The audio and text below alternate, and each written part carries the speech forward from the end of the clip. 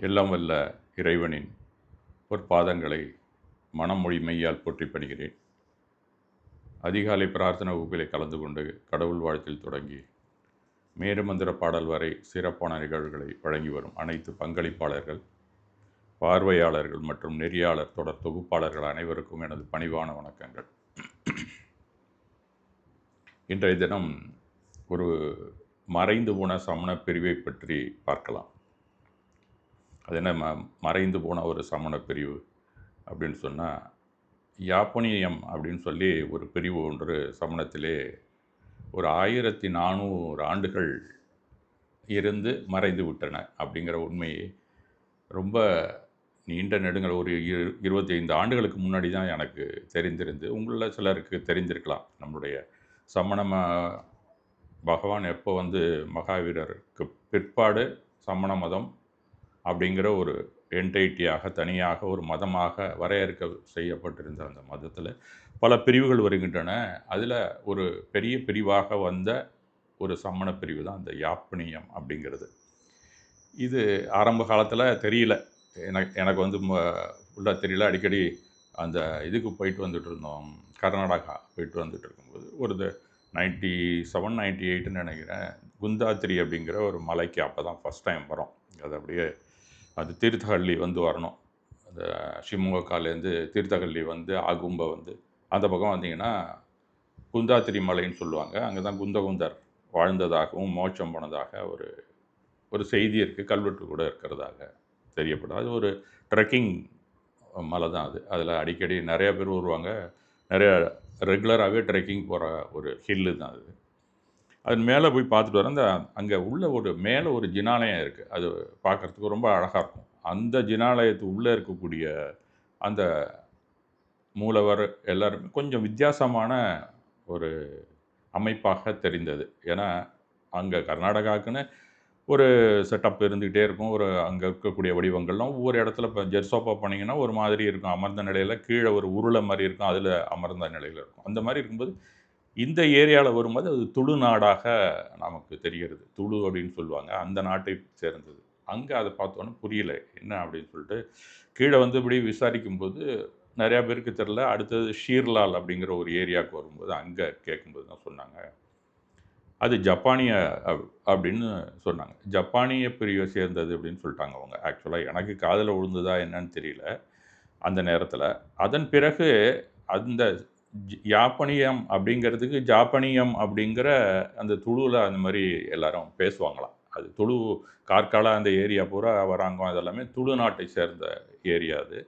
அங்கே அதிகமாக அதாவது அந்த மேங்களூர் அந்த பக்கம் அந்த கொல்லூர் அதுலேருந்தே துளுநாடு தான். இந்த கேசர்காடுன்னு சொல்லி இதில் கேரளா சைடு கேரளாவிலையும் அது சேர்ந்துருக்கும்.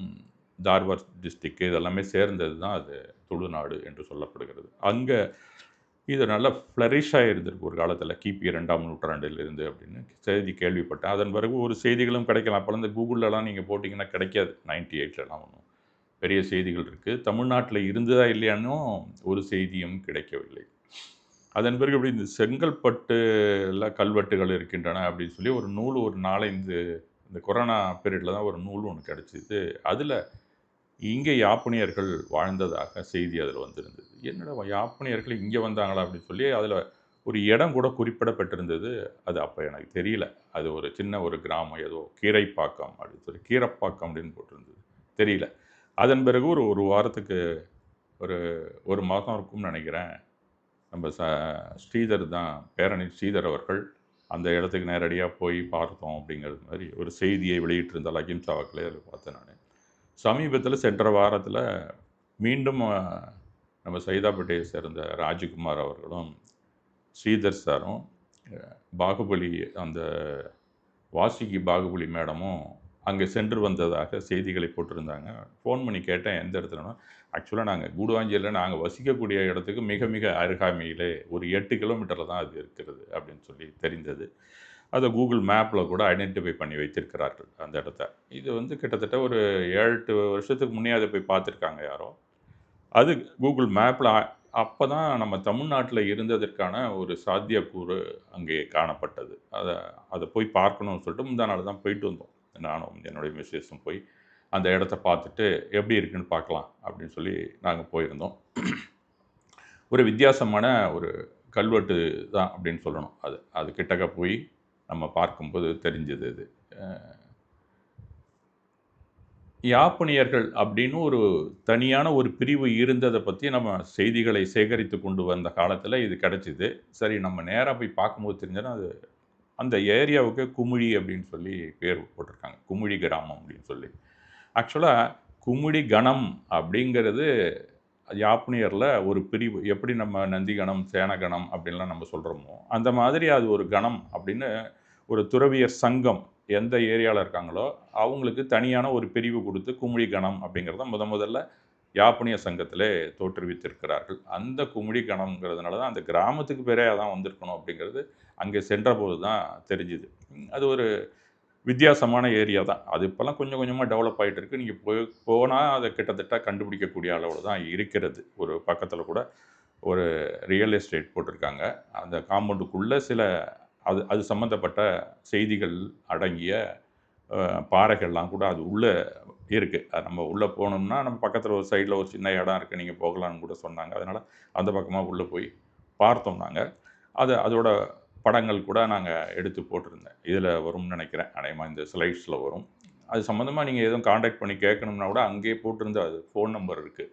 அதை நீங்கள் ஃபோன் பண்ணி கேட்டிங்கன்னா நேரடியாக நீங்கள் போய் பார்க்கலாம். அது இருக்கக்கூடிய அந்த பகுதி வந்து ஒரு அடர்ந்த ஒரு காடு மாதிரி இருக்கிறது. இந்த பாறையில் இருக்கக்கூடிய குறியீடுகள் தான் வித்தியாசம். அது வந்து நம்ம சாமாயிக கிரியா அப்படின்னு சொல்லி சொல்லுவாங்கள்ல, அது எப்படி செய்கிறதுங்கிற மாதிரி அந்த குமிழி கணம் யாப்பனியர்கள் வகுத்து வைத்திருந்தார்கள் கூட. அந்த மாதிரியான குறியீடுகள் மாதிரி தான் தெரியுது. நம்மளதில் ஒரு மாதிரி இருக்கும். அது வந்து இந்த அனானு பூர்வின்னு சொல்லி நாம் வந்து இது பண்ணுவோம். ஜபம் செய்யும்போது ஒரு மெத்தட் இருக்குல்ல, அந்த மாதிரியான அது அதை நீங்கள் எந்த நேரத்தில் என்ன மாதிரி படிக்கணும் அப்படிங்கிறது மாதிரி. ஆனால் இது தாயம் விளையாடுறது மாதிரி பார்க்குறதுக்கு இருக்கிறது. அது இல்லை இது ஆக்சுவலாக. அவங்க தன்னுடைய அந்த கணத்தில் இருக்கக்கூடிய அந்த துறவிகள்லாம் என்ன மாதிரி எந்த நேரத்தில் ஒரு டைம் டேபிள் மாதிரி ஒரு மந்த்துக்கு என்ன டைம் டேபிளோ அது எத்தனை தடவை செய்யணும் அப்படிங்கிற குறியீடுகள் தான் இது அப்படிங்கிறது மாதிரி அவங்க தெரியப்படுத்தியிருக்கிறார்கள். அவர்களுடைய அந்த அடிப்படையான அந்த இந்த பிரார்த்தனை எப்படி செய்ய வேண்டும் அப்படிங்கிற ஒரு கட்டமைப்பு வைத்திருக்கிறார்கள். அதில் தெரியப்படுத்திருக்கிறது ஒத்து வரக்கூடிய ஒரு ஆர்ட் ஒர்க் மாதிரி ஒரு கல்வெட்டு அங்கே இருக்கிறது. இன்னும் மேலும் சில விஷயங்கள்லாம் அதுக்குள்ளே இருந்திருக்கலாம். ஏன்னு சொன்னால் அந்த கல்வெட்டில் என்ன எழுதப்பட்டிருக்கிறது அப்படின்னு சொன்னால் ஒரு வித்தியாசமான ஒரு கல்வெட்டு தான் அது. பார்க்குறதுக்கு மேலெல்லாம் ஒரு குதிரை, அந்த குதிரையில பக்கத்தில் இருக்கிறாப்புல ஒரு ஆள் நின்றுக்கிட்டு அந்த குதிரையை பிடிச்சிட்டு இருக்கிறது மாதிரி இருக்குது. 2 கும்பங்கள் இருக்குது, அரிவாள் இருக்குது. இந்த மாதிரி சில குறியீடுகள், அடையாள குறியீடுகள் மேலே இருக்கின்றன. கீழே தான் அது போட்டிருக்கு. அந்த அடையாள குறியீடு அப்படின்னு சொல்லி சொன்னால் இது கிட்டத்தட்ட நம்ம தமிழ்நாட்டை எடுத்துட்டிங்கன்னா வேடால் அப்படின்னு சொல்லி அகலூர்லேருந்து நேராக இன்னும் கொஞ்சம் நார்த்து சைடு போனீங்கன்னா ஒரு ஏரியா வரும். அங்கே வந்து விமென் யூனிவர்சிட்டியே ஒன்று இருந்திருக்கிறதுன்னு எல்லாருக்குமே தெரிஞ்சிருக்கலாம். அப்படி நாங்களும் 2-3 தடவை போயிருக்கிறோம். அது ஒரு அகிம்சாவாக கூட அங்கே ஒரு தடவை போயிருந்தாங்க. அந்த வேடலில் கூட மேலே ஒரு இதே மாதிரி ஒரு கல்வெட்டு பாறையிலே இருக்கிறது. அங்கேயே நான் பார்த்தேன். ஒருவேளை அங்கேயும் யாப்பனிய சங்கத்தை சேர்ந்த துறவிகள் வந்திருக்கலாமோ அப்படிங்கிற ஒரு டவுட்டு இதை பார்த்தோன்னே தான் எனக்கு வந்தது. இதற்கு முன்னாடி நான் சர்வீஸில் இருக்கும்போது அந்த சேலம் பக்கத்தில் போயிட்டு இருக்கும்போது ஒரு பொன்பரப்பி அப்படிங்கிற ஒரு கிராமம். அந்த கிராமத்துக்கு சம்மந்தமாக நாங்கள் வேலை நிமித்தமாக போயிருந்தோம். வேறு ஒன்றும் இல்லை. அங்கே ஒரு கேஷியரை வந்து அங்கே இருக்கிற நக்சலைட் கும்பல் டே டைமில் வந்து அவரை ஷூட் பண்ணிவிட்டு அங்கே இருக்கிற பணத்தெல்லாம் சூறையாடி சென்று விட்டார்கள்.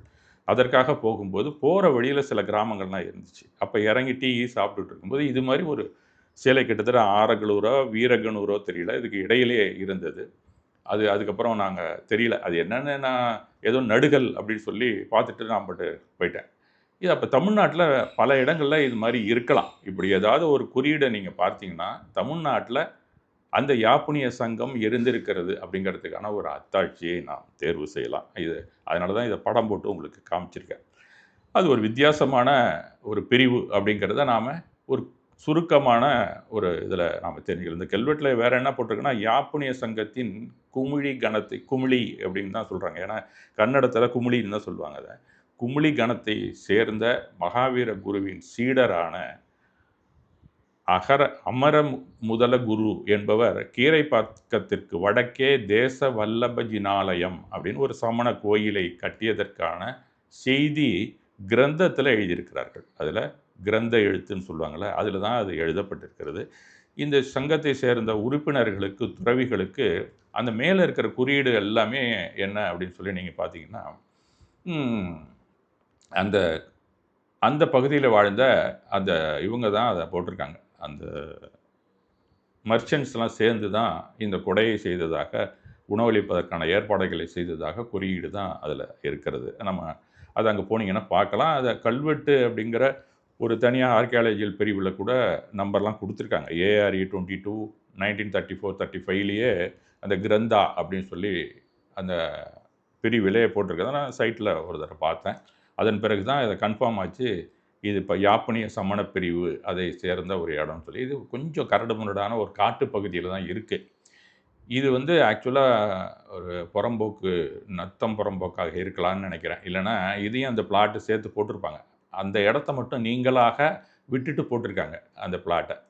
அந்த ரியல் எஸ்டேட் போட்டிருக்கு. அதனால் இது வந்து பொதுவான இடமாகத்தான் இருக்கும். ஒருவேளை இது அந்த இடத்துல இருந்து அவங்க நகர்த்தி இங்கே வச்சாங்களா அப்படிங்கிற ஒரு சந்தேகமும் இருக்கிறது. அந்த உள்ளுக்குள்ளே இருக்கிற பாறைகள், அந்த இந்த சாமயிக கிரியா, அந்த அடையாளங்கள்லாம் இருக்கிறது. அங்கே ஒரு ஜினாலயம் இருந்திருக்க வேண்டும் அப்படிங்கிறதையும் இது உறுதி செய்கிறதுன்னு தான் நான் நினைக்கிறேன். அதெல்லாம் இடிபாடுகள் எந்த காலத்துலேயோ அது வந்து 15ஆம் நூற்றாண்டிலே வழக்கொழிந்து போச்சு. அதனால் அந்த ஜினாலயம் இருந்ததற்கான அடிச்சோவடையே அங்கே இல்லை என்று தான் சொல்ல வேண்டியிருக்கிறது. அது எல்லாமே காலியாயிடுச்சு. அங்கே இருந்திருக்கலாம். அங்கே அகழாய்வு செய்ய இன்னும் முடியாது. அதெல்லாம் பல தலைமுறையாக மாறி அந்த இடம்லாம் இப்போ ரியல் எஸ்டேட் அளவுக்கு வந்துடுச்சு. அவங்களாம் எப்படி இருந்தாலும் ஒரு மேலே செல்வாக்கு உள்ளவர்களாகத்தான் இருப்பார்கள். ஆக இங்கே இருந்திருக்கிறது ஒரு சமண ஜினாலயம், யாப்பனிய சமண ஜினாலயம் இங்கே இருந்திருக்கிறது அப்படிங்கிற உண்மையை நாம் தெரிந்து கொள்ள வேண்டும் அப்படிங்கிறது தான் நோக்கம். அப்போ யாப்பனிய பிரிவு அப்படின்னா என்ன அப்படின்னு நமக்கு ஒரு சந்தேகம் வரதான் செய்யும் இல்லையா? நம்ம பார்க்கணும்ல அது என்னன்னு. ஒரு குறுகிய அளவில் நம்ம அன்றைக்கு அது பெரிய அளவில் நமக்கு செய்திகள் கிடைத்திருந்தால் கூட ஒரு சுருக்கமாக நாம் காண்போம். சமண சமயத்தை பொறுத்த வரைக்கும் யாப்பனியம் அப்படிங்கிற ஒரு பிரிவு, 2 முக்கிய பிரிவுகளான ஸ்வேதாம்பர் திகம்பரர்கள், இது மட்டும்தான் நம்ம எல்லாருக்குமே தெரிந்த ஒரு விஷயம்.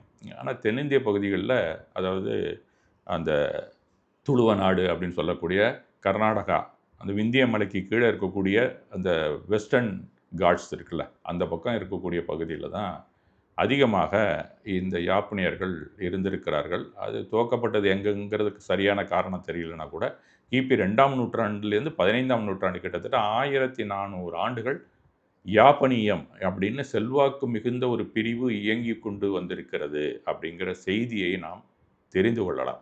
இன்று யாப்பனிய பிரிவை பின்பற்றுவர்கள் யாருமே இல்லை அப்படிங்கிற உண்மை. ஏன்னு சொன்னால் அதெல்லாம் அந்த அந்த உள்கட்சி பூசல் மாதிரி ஒரு விஷயத்தில் அது எதிரிக்கு எதிரி நண்பன் அப்படின்னு சொல்லி திகம்பரரும் ஸ்வேதாம்பரரும் ஒன்றிணைந்து அந்த பிரிவையே எடுத்திருக்காங்க. அது காரணம் என்ன, அது ஒரு பாலமாக தான் இருந்திருக்கு திகம்பர பிரிவுக்கும் ஸ்வேதாம்பர பிரிவுக்குமே. அதில் என்ன ஆச்சு, இதுலேருந்து கொஞ்சம் பேரும் அதுலேருந்து கொஞ்சம் பேரும் இதுக்கு வந்திருப்பாங்க.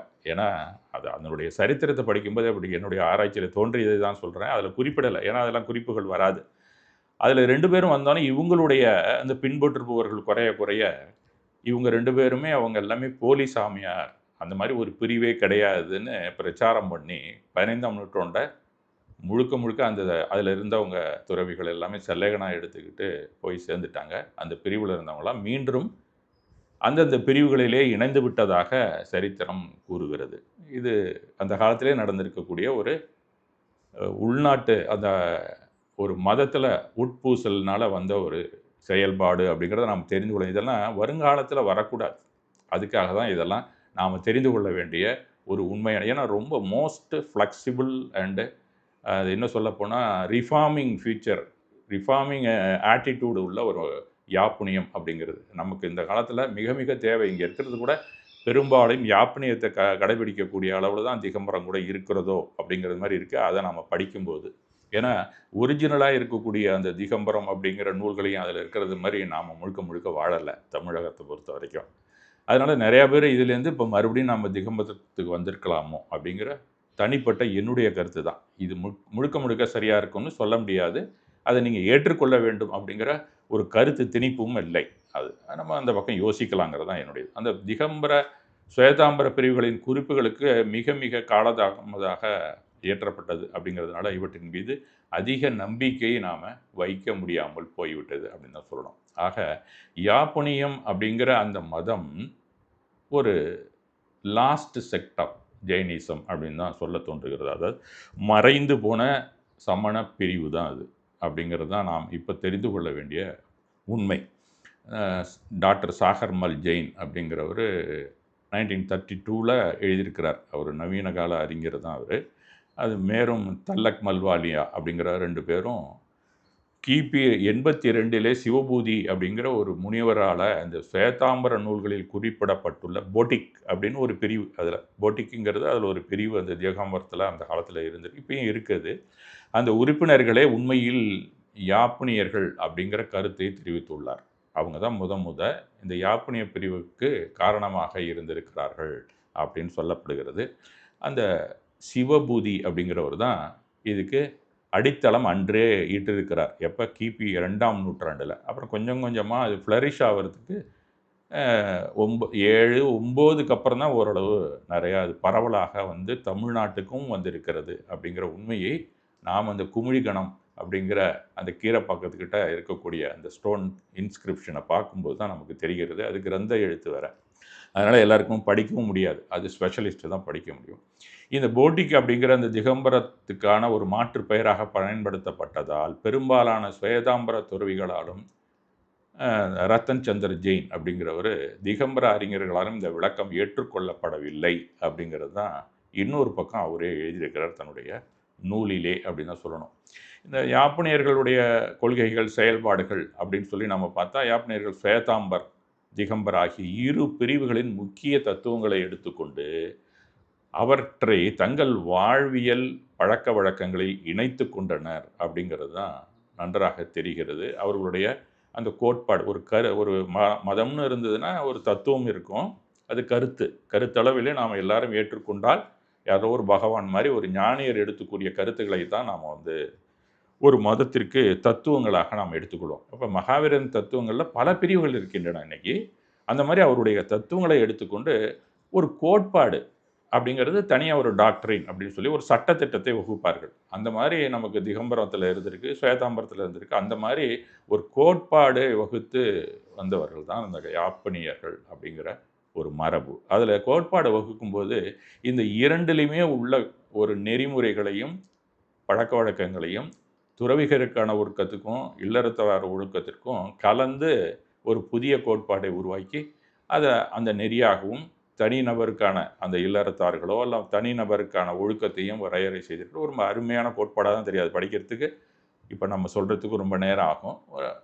ரெண்டுமே இருக்கிறதுனால ஆக்சுவலாக அது என்னாச்சு, ஒரு பிரிட்ஜு மாதிரி ஆகிப்போச்சு.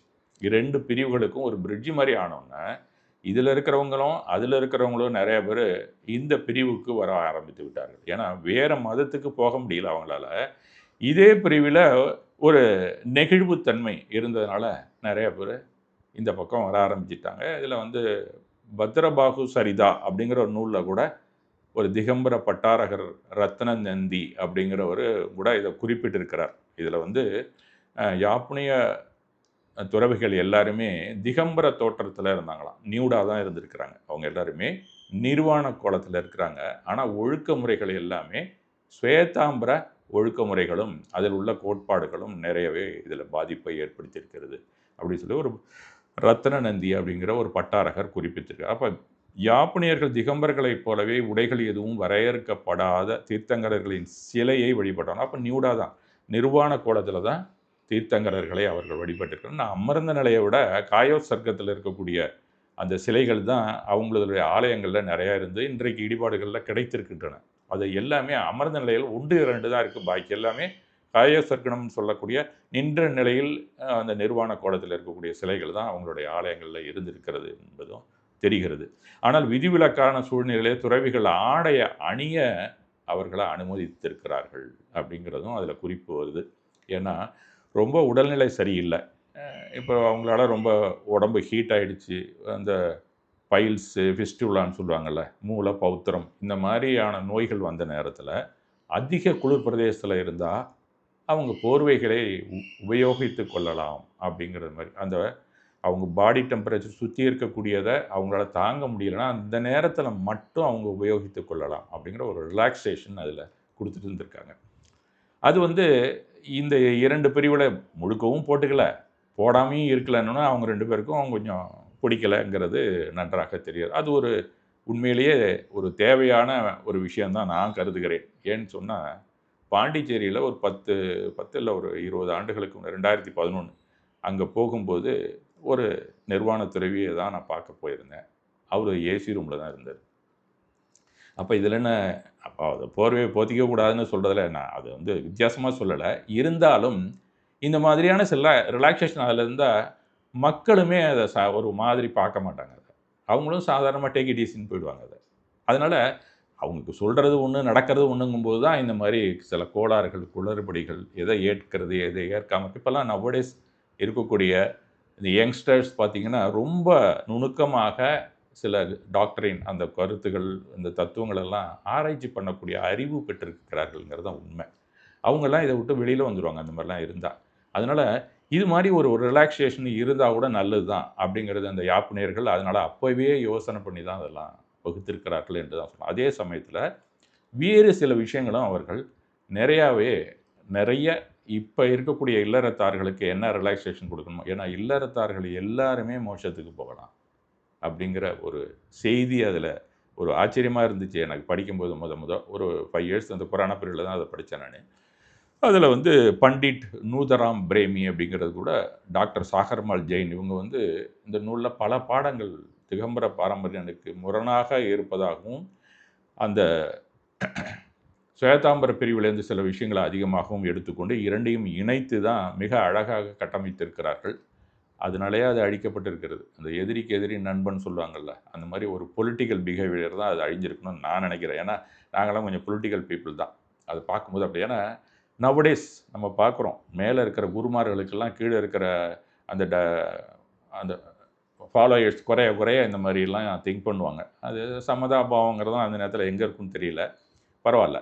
அதனால் நம்ம இருக்கிறத மட்டுமாவது நல்லபடியாக நாம் வைத்துக்கொள்ள வேண்டும் அப்படிங்கிற ஒரு அவேர்னஸுக்காக தான் இன்றைக்கி யாப்புனியம் அப்படிங்கிற விஷயத்தை நம்ம பார்க்குறோம்.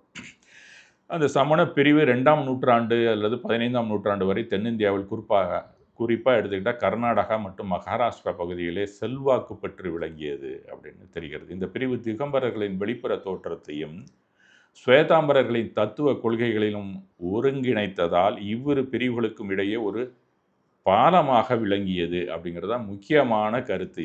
இது ரொம்ப ரொம்ப அவசியமான விஷயம் இன்றைக்கு கூட. ஆனால் அது அவங்க 2 பேருக்கும் பிடிக்கல டாப் லெவலில் அப்படிங்கிறது தான் உண்மை. அதை நாம் தெரிந்து கொள்ள வேண்டும். யாப்புனியர்கள் இவ்விரு பாரம்பரியங்களையும் எவ்வாறு இணைத்தார்கள் என்பதற்கான சில விவரங்களை மட்டும் நாம் பார்க்கலாம்.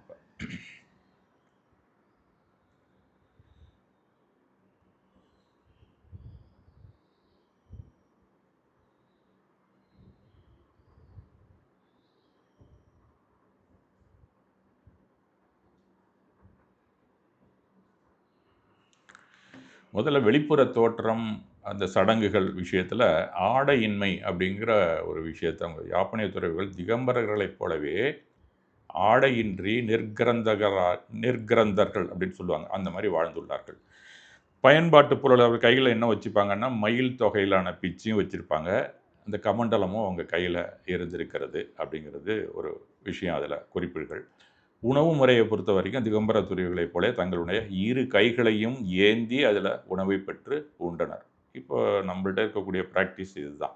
இதில் ஒன்றும் நோ சேஞ்ச். அதே தான் அவங்க வச்சுருந்துருக்காங்க. சிலை வழிபாடு, ஆடைகள் இல்லாத திகம்பர முறைப்படியான ஆடையற்ற தீர்த்தங்கரர் சிலைகளையே இவர்கள் வழிபட்டுள்ளார்கள். இதில் நோ சேஞ்ச். இதில் ஒன்றும் பெருசாக தெரியல. அது அப்படியே தான் அவங்க கடைபிடிச்சிருக்காங்க. துறவிகள் மட்டத்தில் மட்டும் இல்லை, இல்லறத்தார்களும் அப்படிங்கிறது ஒரு உண்மையை நாம் தெரிந்து கொள்ளலாம். இது அழிஞ்சதுக்கான காரணத்தை நம்ம தெரிஞ்சுக்கணும்ல. இதெல்லாம் தெரிஞ்சால் தான். தத்துவ கொள்கைகள் அப்படின்னு சொல்லி பார்த்தாக்கா சுவேதாம்பர செல்வாக்கு கொஞ்சம் அதிகமாக அதில் இருக்கிறது. பெண் விடுதலை அதில் வந்துடுது. பெண் விடுதலையை திகம்பர மரபில் கிடையவே கிடையாது. ஸ்திரீகள்லாம் முக்திக்கு போக முடியாதுங்கிற ஒரு ஆணாதிக்கம் அதில் இருக்கும். அது அப்படியே ஸ்வேதாம்பரத்தில் எடுத்துட்டாங்க. அதை இவங்க இன்ட்ரடியூஸ் பண்ணியிருக்காங்க அதில். பெண்கள் அதே பிறவியில் முக்தி அடைய முடியும் என்ற ஸ்வேதாம்பர கொள்கைகள் இவர்கள் உறுதியாக நம்பினார்கள். அவங்க பார்க்கறதுக்கு திகம்பரராக இருந்தாலும் ஸ்திரீகளும் முக்திக்கு போக முடியுங்கிற ஏற்றுக்கொண்டிருக்கிறார்கள். ஒரு வித்தியாசமான கோணம். எவ்வளோ ஒரு ஃப்ளெக்சிபிலிட்டி இதில் இருக்குது பாருங்கள். ரிஃபார்மினிட்டின்னு கூட சொல்லலாம். இந்த ஆட்டிடியூடு வந்து நல்லாவே பரவி இருக்கும் அந்த நேரத்தில். ஏன்னா பெரும்பாலானவங்க இதுக்கு வந்திருப்பாங்க. இதுவே ஒரு பொலிட்டிக்கல் மூவ் ஆகிடுச்சு அந்த காலத்தில் தான் நான் நினைக்கிறேன். ஞானம் பெற்ற கேவலிகள் உயிர் வாழ உணவு உட்கொள்வார்கள் என்பதை இவர்களை ஏற்றுக்கொண்டுள்ளனர்.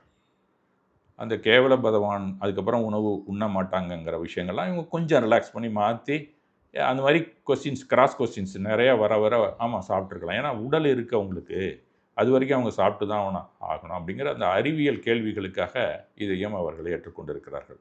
இதுக்கு முற்றிலுமாக திகம்பரர்களுக்கு பிடிக்கவே பிடிக்காத விஷயம் அது. அனைவருக்குமான முக்தி. ஆடை அணிந்த துறவிகள், இல்லறத்தார்கள் மற்றும் அடுத்த லெவல் தான் ரொம்ப ஃப்ளெக்சிபிலிட்டி, பிற மத கோட்பாடுகளை பின்பற்றுபவர்களும் முக்தி அடைய முடியும் அப்படிங்கிற ஒரு விஷயத்தை அவங்க ஏற்றுக்கொண்டிருக்கிறார்கள். இது சமண மதத்துக்கே பிடிக்காத விஷயம். ஏன்னா பொலிட்டிக்கலாக பார்த்தா இது பிடிக்கவே பிடிக்காது யாருக்கும். இந்த நெகிழ்வுத்தன்மையை அவர்களை பிற்காலத்தில் கவிழ்த்திருக்கலாம் அப்படிங்கிறது தான் என்னுடைய தனிப்பட்ட ஒரு ஆராய்ச்சி அப்படின்னு தான் சொல்லணும். இப்போ இந்த நெகிழ்வுத்தன்மையும் அந்த ரீஃபார்ம் மைண்டட் ஆட்டிடியூடும் என்ன அப்படின்னு சொல்லும்போது, அந்த ஆடை அணிவதில் விதிவிலக்கு, ஆடையின்மையே முக்திக்கான முதன்மை பாதை, அந்த உற்சர்க்க மார்க்கம் அப்படின்னு சொல்லுவாங்க. நோய் அல்லது கடுமையான குளிர் போன்ற விதிவிலக்கான சூழ்நிலைகளில் ஆடை அணிய இவர்கள் அனுமதித்தனர். அது அபவாத மார்க்கம் அப்படின்னு சொல்லப்படுகிறது.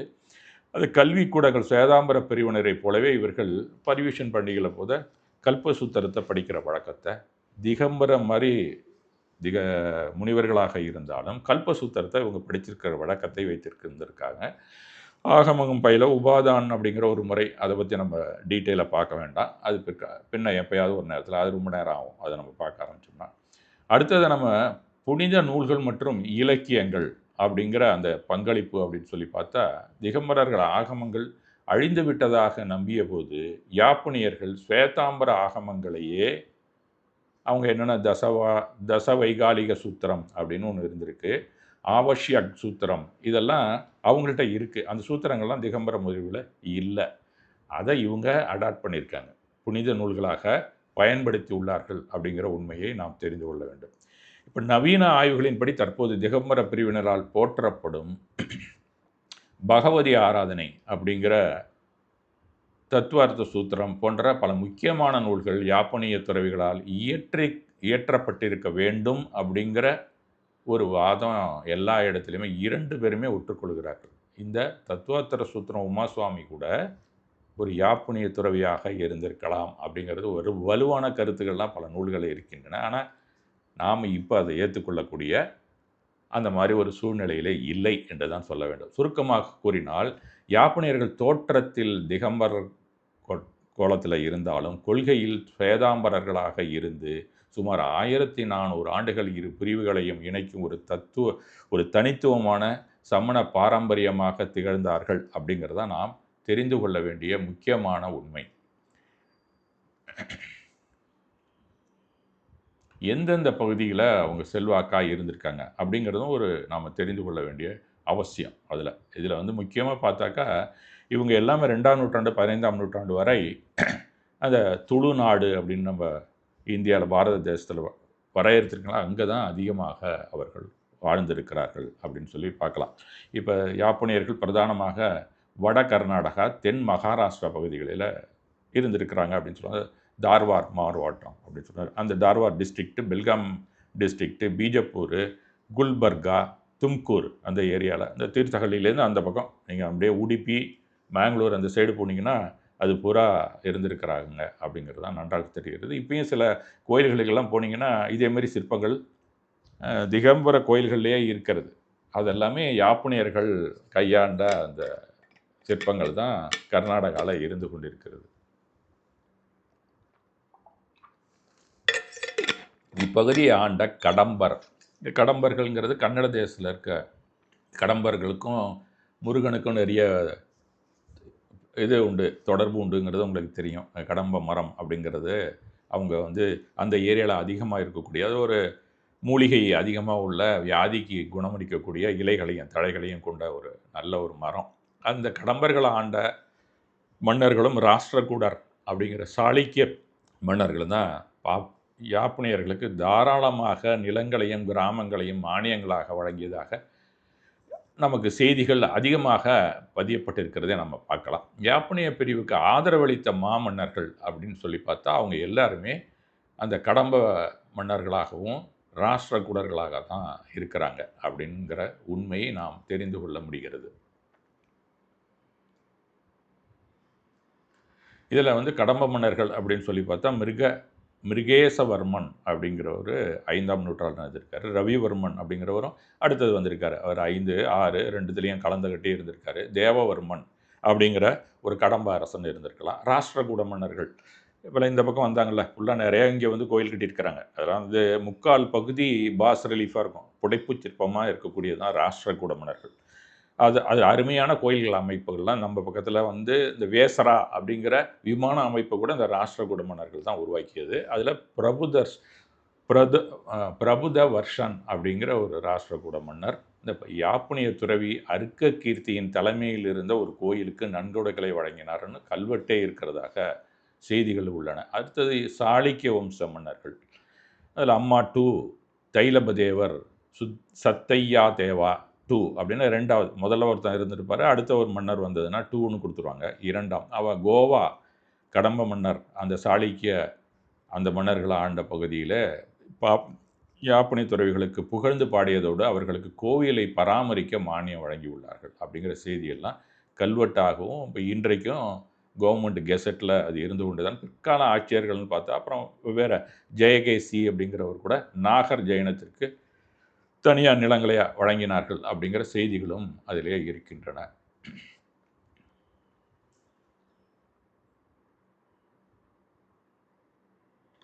யாப்பனிய சங்கத்தில் முக்கிய கணங்கள் அப்படின்னு சொல்லி பார்த்தா இப்போ நம்ம தேவகணம், நந்திகணம் இந்த மாதிரிலாம் நம்ம 4 வகை கணங்கள் வைத்திருக்கிறோங்க. அந்த திகம்பர முனிவர்கள் அவங்களதுலேயும் ஸ்வேதாம்பர்லேயும் இருக்குது. அந்த மாதிரி இவங்க என்ன கணங்கள் பேர் வைத்திருக்கிறாங்கன்னா குமுலி கணம், குமுதி கணம் அப்படின்னு 2ம் ஒன்று தான். இந்த குமுளி கணம் தான் இப்போ நான் உங்களுக்கு ஆரம்பத்தில் காட்டின இந்த கீரைப்பாக்கத்தில் இருக்கக்கூடிய அந்த ஸ்டோன் இன்ஸ்கிரிப்ஷன் அதில் தெரியப்பட்டிருக்கிறது. அதுதான் அந்த ஏரியாவுக்கு பேரே இப்பயும் கும்ளின்னு தான் இருக்குது.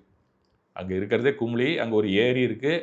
அங்கே எல்லாருமே ரெகுலராக இங்கேருந்து நிறைய பேர் போய் ஒரு பிக்னிக் ஸ்பாட் மாதிரி வைத்து கொண்டு இருக்கிறார்கள் அந்த இடத்த.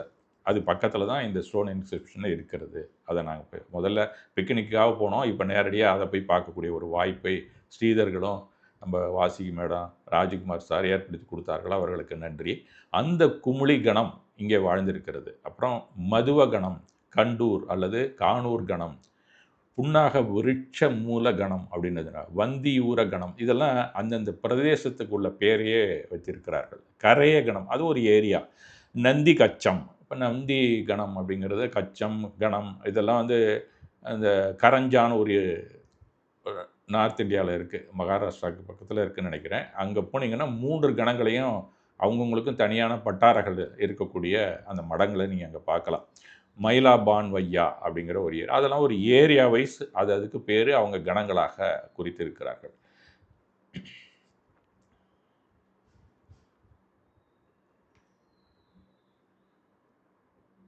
இதில் பெண் விடுதலை குறித்த அவர்களுடைய கருத்து தான் முக்கியமான ஒரு ஒரு அம்சமாக பார்க்கப்படுகிறது. எல்லா நூலாசிரியர்களுமே வரவேற்று கீழே ஃபுட் நோட் போட்டிருக்கான். பெண் விடுதலை அல்லது ஸ்ரீ முக்தி அதை பற்றி யாப்பனியர்கள் என்ன சொல்லுகிறார்கள்னா, அதே பிறவியிலே பெண்கள் தனது இந்த பிறவியிலேயே முக்தியை அடைய முடியும் என்பதை யாப்பனியர்கள் உறுதியாக நம்பினர். எல்லாமே நம்பிக்கை அடிப்படை தான். முக்திங்கிறதே ஒரு நம்பிக்கை தான். யாரும் போனவங்க திருப்பி சொல்லலை. இதில் இவங்க தான் போகலாம், அவங்க தான் போகலாங்கிறதெல்லாம் ஏதோ ஒரு வரையறையில் சொல்லி கொண்டு இருக்கிறார்கள். ஏன் எல்லாருமே போகலாம் அப்படிங்கிற ஒரு ஃப்ளெக்சிபிலிட்டி, ரிஃபார்ம் ஆட்டிடியூட் இவங்கள்ட்ட இருந்திருக்கு அப்படின்னு நம்ம பார்க்கலாம். ஸ்ரீநாம் தத் பவே மோட்ச அப்படின்னு ஒரு வார்த்தை இருக்கிறதான் பழைய ஆகமங்களில் அப்படின்னு அவங்க எடுத்து சொல்லுகிறார்கள். அது இல்லை என்று எந்த பிரிவுமே மறுக்கவில்லை அப்படிங்கிறது தான் உண்மை.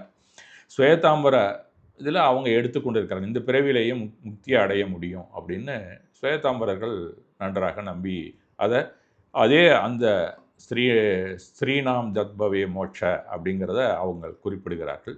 அதனால் இந்த பெண் விடுதலை குறித்த கொள்கைகளை யாப்பனியர்கள் சுவேதாம்பர பாரம்பரியத்தினை ஒத்துப்போனார்கள்.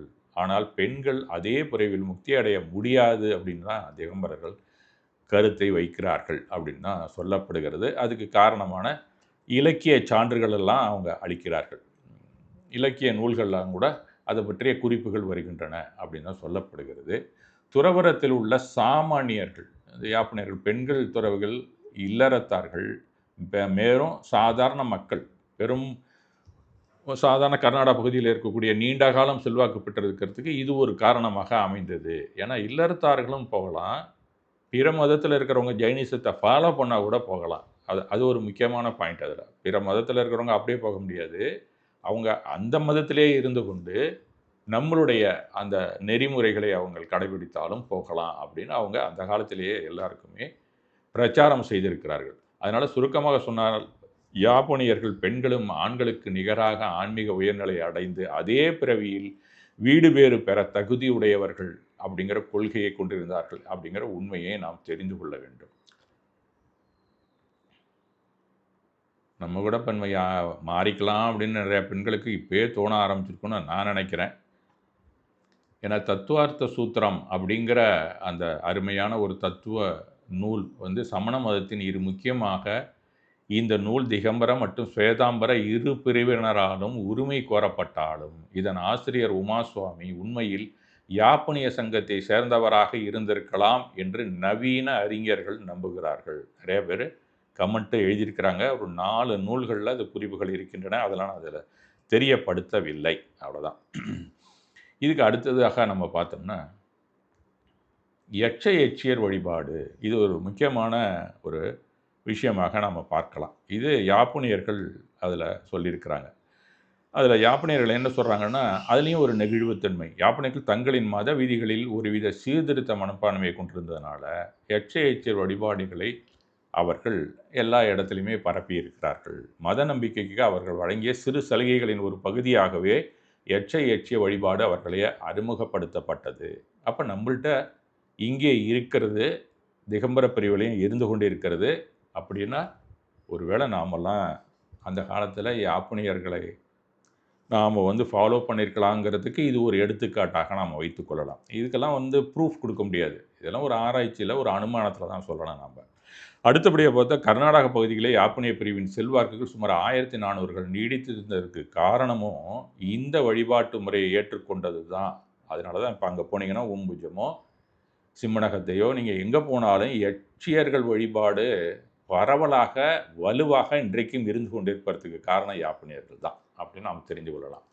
இப்போ தமிழ்நாட்டில் கொஞ்சம் இப்போ அந்த தேராபந்து அந்த பிரிவினர்கள் புதிதாக சில நிறுவனங்கள்லாம் வந்ததுக்கு பிற்பாடு தான் தீவிரமாக இப்போ இல்லை அப்படிங்கிற ஒரு செட் ஆஃப் பீப்புள் வந்திருக்கிறாங்க. ஆனால் கர்நாடகாவில் வலுவாக எச்சியர் வழிபாடு இருந்ததுக்கு காரணம் யாப்பனியர்கள் தான் அப்படிங்கிறது நன்றாக நாம் தெரிந்து கொள்ளலாம். அப்போ அங்கே வலுவாக இருந்திருக்கு அந்த துளு நாட்டில் அப்படிங்கிறத நாம் நன்றாக தெரிந்து கொள்ளலாம். இது கிட்டத்தட்ட 1400 வருஷமாக எச்சியர் வழிபாடு இருந்ததுனால அதை பிரிக்கவே முடியல திகம்பர பிரிவிலேருந்து. அது அப்படியே தொடர்ந்து வந்து கொண்டிருக்கிறது அப்படிங்கிற உண்மையையும் நாம் தெரிந்து கொள்ள வேண்டும். இது ஏன் சரிவுக்கு எப்போ ஆரம்பிச்சுது அப்படின்னு சொன்னால் 13ஆம் நூற்றாண்டுலேருந்து தான் அது கொஞ்சம் கொஞ்சமாக அந்த யாப்பனிய பிரிவின் உறுப்பினர்கள் எண்ணிக்கை படிப்படியாக குறைந்தன அப்படிங்கிற காரணத்தை சொல்லுகிறார்கள். இதுக்கு சரியான காரணங்கள் நம்ம சொன்னோம்னா கொஞ்சம் வருத்தமாக கூட இருக்கும். அதெல்லாம் சில பேர் குறிப்பிட்டிருக்காங்க. அதை சொல்ல விருப்பம் முடியல. மெயினாக பின்பற்றுவர்கள் குறைஞ்சதுனால இந்த இரு பிரிவினர்களும் சேர்ந்து தான் இந்த வேலையை தொடக்கியிருக்கிறார்கள்.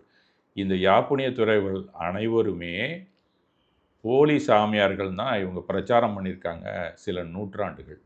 அதில் என்ன 13லேருந்து தொடங்கி 15க்குள்ளே முற்றிலுமாக அது அழிந்து விட்டது அப்படின்னு தான் சொல்லப்படுகிறது. அதில் இருந்த கடைசியாக இருந்த துறவிகள் எல்லாருமே இந்த மாதிரி அடிக்கடி ரொம்ப பிரச்சாரத்தில் டிஸ்டர்பன்ஸ் அவங்களுக்கு வர ஆரம்பித்தோடனே தர்மகீர்த்தி, நாகச்சந்திரா போன்றவர்கள்லாம் சமாதி மரணத்தை ஏற்றனர் அப்படின்னு தான் அந்த யாப்பனியர்களுடைய சரித்திரத்தை நாம் ஆதும்போது அவர்கள் தெரியப்படுத்தியிருக்கார்கள். அது காரணம் ஜைனா பாசர்கள் அப்படின்னு அவங்கள அழைச்சிருக்காங்க. அப்படின்னு சொன்னால் போலி சாமியார்கள், போலி சமணர்கள் இவங்க எல்லாமே. இவங்க திகம்பரமும் கிடையாது, சுவேதாம்பரமும் கிடையாது அப்படிங்க. ஏன்னா அவங்களுடைய ஃப்ளெக்சிபிலிட்டி இவங்க 2 பேர்கிட்ட இருக்க ரிஜிடிட்டிக்கு பிடிக்கல. இதுதான் உண்மையான காரணம். அதனால அது அழிந்திருக்கிறது. இது நம்ம சொல்றதுல ஒண்ணும் தயக்கமே இருக்கணும்னு அவசியம் கிடையாது. நாம திகம்பர பிரிவுல இருந்தாலும் யாப்னியர்கள் சொன்னது தப்புன்னு நம்ம சொல்லணும், பயப்படணும்னு அவசியமே கிடையாது. அதனால இந்த பிரிவுகள், இந்த 2 பிரிவுகளும் மறைமுகமாக இணைந்து தான் இந்த வேலையை செய்திருக்கு. அது பொலிட்டிக்கலா பார்த்தா எதிரிக்கு எதிரி நண்பன். இது எல்லா காலத்திலயுமே நடந்து கொண்டு தான் இருக்கிறது அப்படிங்கிறதுக்கு யாப்புனிய சரித்திரத்தை நம்ம பார்த்தாலே தெரிகிறது.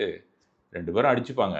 அப்புறம் 3வது ஒருத்தர் வந்தா இவங்க 2 பேரும் சேர்ந்துப்பாங்க. அப்படிங்கிற ஒரு விஷயம் சிகம்பரம், சுவேதாம்பரம், யாப்புனியர்கள் காலத்திலேயே இது நடந்திருக்கிறது. அப்ப மனிதன் சமதாபாவத்தை பேசிக் கொண்டிருக்கக்கூடிய ஒரு மதத்தில கூட அது சற்று சரிவடைந்திருக்கிறது அப்பப்ப. அப்படிங்கிற உண்மையை இல்லறத்தார்களும் தெரிந்து கொள்ள வேண்டும் அப்படிங்கிற ஒரு நோக்கத்தில தான் இன்றைய இந்த செய்திகளை உங்களுக்கு நான் தெரியப்படுத்த நம்ம தெரிந்து கொள்றதுல ஒண்ணும் தப்பு இல்ல. இது சம்மந்தமா நம்ம தெரிந்து கொள்றதுல எந்த தவறும் இருக்கிற மாரி நான் நினைக்கல. சமண சமயத்தில் மேலும் பல உட்பிரிவுகளும் இருந்து கொண்டு தான் இருக்கின்றன. ஆனா, எதுவுமே அழியவில்லை, மறையவில்லை அப்படிங்கிற உண்மையையும் நம்ம தெரியும். அதனால யாப்பினைய மாரி வேற ஏதாவது மறைந்து போய் விட்டதா? அப்படிங்கிற ஒரு சந்தேகம் உங்களுக்கு வர வேண்டிய அவசியமே இல்ல. ஏதோ ரொம்ப ரொம்ப குறுகிய அளவுல எண்ணிக்கையிலே பல பிரிவுகள் உள்ளுக்குள்ள அது தனியா நம்ம பார்க்குறதுனா கூட ஒரு நாளைக்கு என்னென்ன பிரிவுகள் இருக்குன்னு கூட நம்ம பார்க்கலாம். அது இன்று வரை எண்ணிக்கையில் குறைவாக இருந்தாலும் மறையாமல் இருந்து கொண்டிருக்கிறதுங்கிறதும் அத்தனை பிரிவுகளுக்கான சிறப்புகள் தான் என்று நாம் சொல்ல வேண்டும். அடுத்தது யாப்பினியம் மறைந்தது நல்ல நெகிழ்வான கோட்பாடுகளை கொண்டிருந்தாலும், அதன் தலைமை ஏற்றவர்கள் சல்லேகனா ஏற்ற பின் அடுத்த பிரிவுல எல்லாருமே இணைந்து விட்டார்கள் அப்படிங்கிற உண்மையையும் அதே சரித்திரம் எடுத்து கூறுகிறது. அப்ப நாமெல்லாம் வெளியில போயும் உள்ள வந்திருக்கலாம். இல்ல அப்படியே திகம்பரத்திலயும் இருந்திருக்கலாம். அது அவங்கவங்க தாத்தா இருந்திருந்தா நம்ம கேட்கலாம். அப்படிங்கிற உண்மையை நாம் தெரிந்து கொள்வோம். தமிழக திகம்பர பிரிவினரிலே இந்த யாப்பனிய கோட்பாடுகள் மறைமுகமாக தெரிந்தாலும் ஏன்னா எச்ச வழிபாடு இங்க நெறைய இருக்கு. முழுக்க முழுக்கவே இருந்திருக்கு இங்க. அதனால யாப்பனியர்கள் இங்க பாதிப்புக்கு நெறையாவே இருந்திருக்கு. குமிழி கணம் மாரி இங்க வேற பல கணம் ஆரகலூர்ல நான் பார்த்தேன்னு சொல்றேன். அந்த மாரி இந்த மேல இருக்கக்கூடிய அந்த சிலை வடிவம் இருக்குல்ல, அந்த குதிரை, ஒரு ஆள் இழுக்கிறது மாரி விடால்ல கூட இருக்கு. அது மாரி நீங்க எங்க பார்த்தாலும், அங்கெல்லாம் அந்த ஜினாலயம் இருந்திருக்குங்கிற உண்மையை நீங்கள் தெரிந்து கொள்ளலாம். அப்படி இருந்ததுன்னா, நீங்க யார் சம்மந்தப்பட்டவங்க இருக்கிறாங்களோ, அவங்கள்ட்ட தெரியப்படுத்துங்க. நீங்க டிஸ்ப்ளே போடுங்க. எல்லாருமே தெரிந்து கொள்ளலாம். அப்படிங்கிற உண்மையை உங்கள்ட்ட சொல்லிக்கொண்டு, நாம் ஒற்றுமையாக வாழ்க, உறுதியுடன் இருப்போம் என்று கூறி இன்றைய உரையை முடிக்கிறேன். மீண்டும் சந்திப்போம் ஒரு நாள்.